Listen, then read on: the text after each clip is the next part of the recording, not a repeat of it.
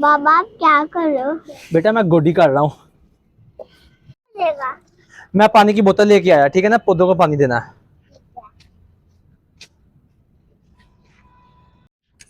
ہاشم اس دیوار کے پیچھے کیا ہے؟ چلو آؤ اس دیوار کے پیچھے چل کے دیکھتے ہیں.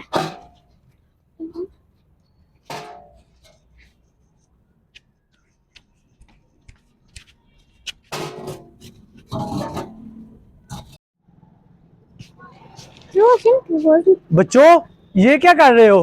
ہم ادھر دیکھ رہے ہیں. بہت بری بات. کیوں بابا؟ ہمیں دوسروں کی پرائیویسی کا خیال رکھنا چاہیے.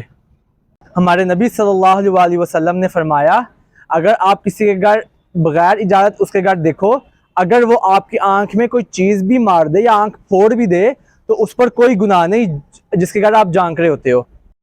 ہمیں یہ نہیں کرنا چاہیے تھا. چلو ہم وہاں پہ کام کرتے ہیں. ہاشم بیٹا آپ پانی بھر کے لاؤ.